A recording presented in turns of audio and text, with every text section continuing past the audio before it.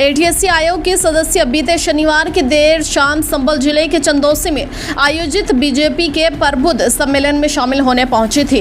इस दौरान मीडिया से वार्ता करते हुए साध्वी गीता वाल्मीकि ने विवादित बयानों के लिए सुर्खियों में रहने वाले समाजिक पार्टी के विवादित सांसद शफीकुर रहमान बर्क पर विवादित बयानबाजी करने के लिए जमकर निशाना साधा। साध्वी गीता वाल्मीकि ने सपा सांसद शफीकुर रहमान बर्क को नसीहत देते हुए कहा, सपा सांसद शफीकुर रहमान बर्क सोच समझकर मर्यादित भाषा में बयानबाजी करें, अन्यथा मर्यादित भाषा में विवादित करने वाले बयानबाजी करने वालों को बख्शा नहीं जाएगा। साध्वी गीता वाल्मीकि ने बीजेपी के नेताओं की तारीफ करते हुए कहा कि बीजेपी के नेता बयान देने से पहले 100 बार सोचते हैं, उसके बाद बयान देते हैं, लेकिन सपा के सांसद बयान से पहले सोचने की जहमत नहीं उठाते, क्योंकि उनके पास ना तो कोई मुद्दा है, ना ही जनता को बताने के लिए कोई उपलब्धि। सपा के नेता सिर्फ अपनी पहचान बनाने के लिए इस तरह की विवादित बयानबाजी कर जनता को भ्रमित करने का काम करते हैं।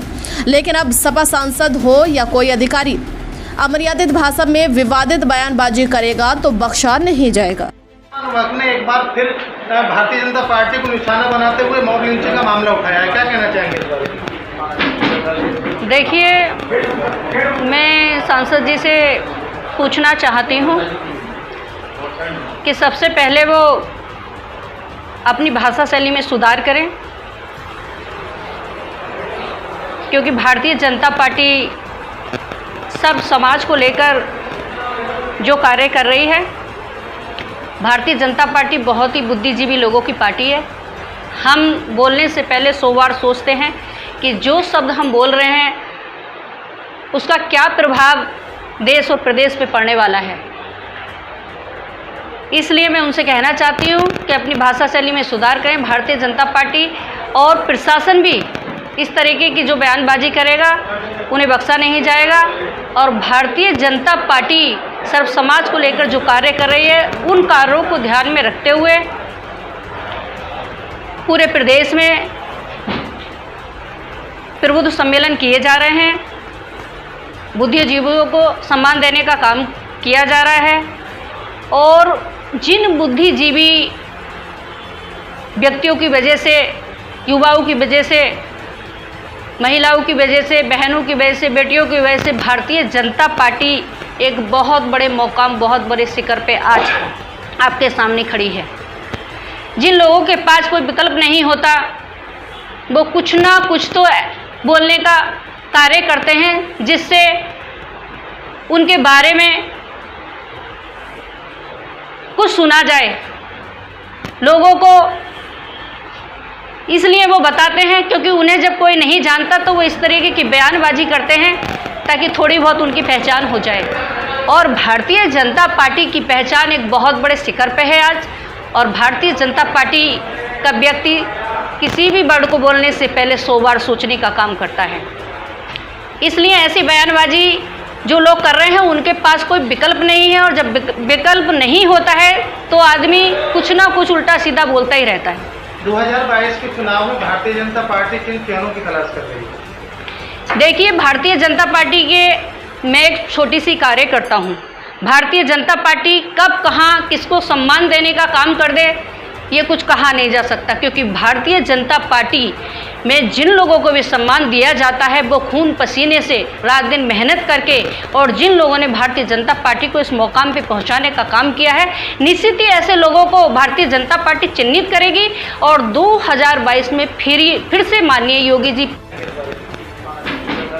देखिए, मैं सांसद जी से पूछना चाहती हूँ कि सबसे पहले वो अपनी भाषा शैली में सुधार करें, क्योंकि भारतीय जनता पार्टी सब समाज को लेकर जो कार्य कर रही है। भारतीय जनता पार्टी बहुत ही बुद्धिजीवी लोगों की पार्टी है।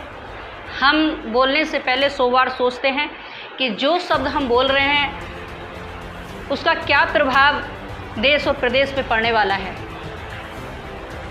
इसलिए मैं उनसे कहना चाहती हूँ कि अपनी भाषा शैली में सुधार करें। भारतीय जनता पार्टी और प्रशासन भी इस तरीके की जो बयानबाजी करेगा उन्हें बख्शा नहीं जाएगा।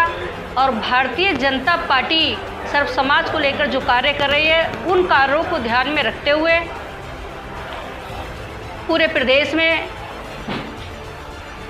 प्रबुद्ध सम्मेलन किए जा रहे हैं, बुद्धिजीवियों को सम्मान देने का काम किया जा रहा है और जिन बुद्धिजीवी व्यक्तियों की वजह से, युवाओं की वजह से, महिलाओं की वजह से, बहनों की वजह से, बेटियों की वजह से भारतीय जनता पार्टी एक बहुत बड़े मुकाम, बहुत बड़े शिखर पे आज आपके सामने खड़ी है।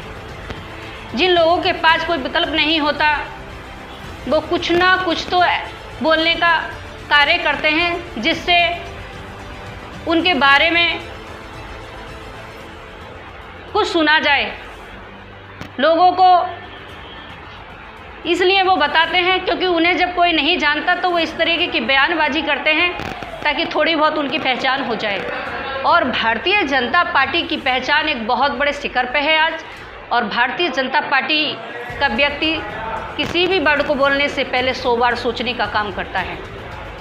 इसलिए ऐसी बयानबाजी जो लोग कर रहे हैं उनके पास कोई विकल्प नहीं है, और जब विकल्प नहीं होता है तो आदमी कुछ ना कुछ उल्टा सीधा बोलता ही रहता है। 2022 के चुनाव में भारतीय जनता पार्टी किन चेहरों की तलाश कर रही है? देखिए, भारतीय जनता पार्टी के मैं एक छोटी सी कार्यकर्ता हूँ। भारतीय जनता पार्टी कब कहाँ किसको सम्मान देने का काम कर दे ये कुछ कहा नहीं जा सकता, क्योंकि भारतीय जनता पार्टी में जिन लोगों को भी सम्मान दिया जाता है वो खून पसीने से रात दिन मेहनत करके, और जिन लोगों ने भारतीय जनता पार्टी को इस मुकाम पे पहुंचाने का काम किया है, निश्चित ही ऐसे लोगों को भारतीय जनता पार्टी चिन्हित करेगी और 2022 में फिर से माननीय योगी जी। अपने क्षेत्र की पल पल की खबर पाने के लिए एशियन न्यूज चैनल को लाइक करें, कमेंट करें, शेयर करें और सब्सक्राइब करना ना भूलें।